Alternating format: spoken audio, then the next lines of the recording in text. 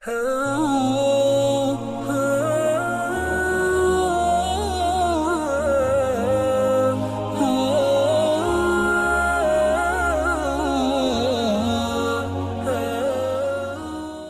جو آپ کہتے ہیں الحمدللہ رب العالمین، ان ساری تعریفیں، حمدللہ نہیں کیا کہا، الحمدو یعنی ساری تعریفیں اللہ، ساری تعریفیں اللہ کی یعنی کیا؟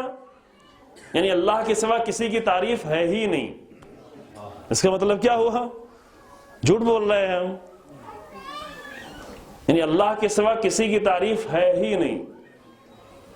خوب اگر ہم آگے قصیدے پڑھتے ہیں رسول اللہ کی، یہ کیا کر رہے ہیں؟ تعریف تو پڑھ رہے ہیں، رسول اللہ کی تعریف کر رہے ہیں، نعت پڑھ رہے ہیں، قصیدہ پڑھ رہے ہیں، یہ رسول اللہ کی تعریف نہیں ہے؟ کہا نہیں، آپ تو رسول اللہ کی تعریف کر رہے ہیں، لیکن تعریف کا کام یہ ہے کہ آپ تعریف کسی کی بھی کریں، وہ ساری تعریف پلٹ جائے گی اللہ کی طرف۔ جو حمد کا محمود فقط ایک ہے، وہ اللہ کی ذات ہے۔ آپ کسی کی بھی حمد کریں، آپ ایک پھول کی تعریف کریں، لیکن یہ تعریف بھی پلٹے گی اللہ کی طرف۔ کیوں پلٹے گی؟ اس لیے اس پھول کا خالق اللہ ہے۔ آپ رسول اللہ کی نعت پڑھیں، لیکن یہ تعریف پلٹ کے جائے گی اللہ کی طرف، کیونکہ رسول اللہ کا خالق اللہ ہے۔ رسول اللہ کو کمالات دینے والی ذات اللہ کی ذات ہے، رسول اللہ کو زندہ رکھنے والی ذات اللہ کی ذات ہے۔ جس لمحے چاہے انکا میتن و انہم میتون کا فیصلہ ہو جائے، خود رسول اللہ کے لیے اللہ ہے۔ جو آپ یہ کہتے ہیں الحمدللہ، یہ بہت ہی اہم کلمہ ہے، یعنی کلمہ توحید ہے، لیکن ابتدائی یہی توحید ہے، ابتدا ہی یہ عمیق ترین توحید میں سے ہے کہ آپ الحمد کہہ رہے ہیں، یعنی جب بھی کسی کی تعریف کریں تو ذہن اللہ کی طرف جائے کہ ٹھیک ہے، ماں کی تعریف ہے، باپ کی تعریف ہے، بیٹے کی تعریف ہے، لیکن یہ ساری تعریفیں پلٹ کے جا رہی ہیں اللہ کی طرف، کیونکہ کوئی بھی حمد ایسی ہے ہی نہیں کہ جس کا محمود اللہ کے سوا کوئی اور ہو۔ محمود یعنی جس کی حمد کی جائے اللہ ہی ہے فقط۔ یہ کیوں ہے؟ اس کی وجہ یہ ہے کہ تعریف صرف کمالات پہ کی جاتی ہے، اور ہر کمالات کا اصلی ریسورس اللہ کی ذات ہے۔ تو کسی کے پاس کوئی کمال ہو ہی نہیں سکتا جب تک کہ اللہ کی طرف سے عطا نہ ہو۔ اگر ایک درخت میں ہریالی ہے تو یہ بھی اللہ کی طرف سے ہے، اگر ایک پھول میں خوشبو ہے تو یہ بھی اللہ کی طرف سے ہے، اگر ایک شاعر کی زبان میں اچھا شعر ہے تو یہ بھی اللہ کی طرف سے دی ہوئے ذہن اور قوت فکر کا نتیجہ ہے۔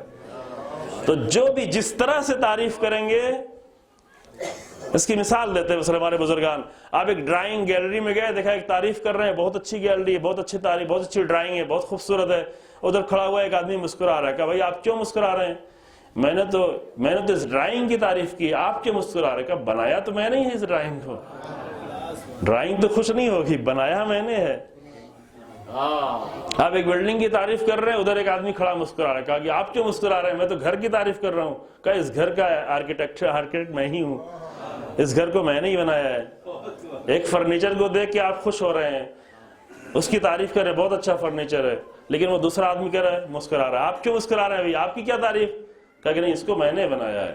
تو دنیا میں کسی بھی چیز کی آپ تعریف کریں گے تو ہر تعریف کو پلٹ کر جانا ہے اللہ کی طرف۔ بس ائمہ کی ذات یہ ہے، اہل بیت کی ذات یہ ہے کہ اہل بیت کی طرف جیسے ہی آپ رخ کریں گے، وہ آپ کے رخ کو موڑ دیں گے اللہ کی طرف۔ اور جتنے بھی الہی لوگ ہیں ان کا یہی کام ہے، الہی لوگ کبھی بھی اپنی طرف نہیں بلاتے، اللہ کی طرف بلاتے ہیں۔ غیر الہی لوگوں کا کام ہے کہ اپنی طرف بلائیں، اپنا ذکر چاہیں، اپنا تذکرہ چاہیں۔ اگر الہی لوگ کی آپ تعریف بھی کریں گے تو وہ فوراً یہ جملہ کہ الحمدللہ، یعنی میری کیا تعریف کر رہے ہو؟ اللہ کی حمد ہے۔ یہ کبھی آپ نے سنا یہ کلمہ ہوتا ہے؟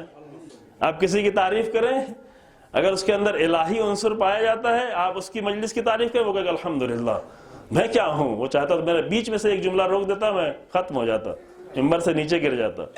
یعنی حمد اللہ کی ذات ہے جو حمد کے لائق ہے، جو بولنے دے رہا ہے، جو فکر کرنے دے رہا ہے، جو اچھے فکر دے رہا ہے۔ یہ ہے ساری عمیق توحید عزیزو۔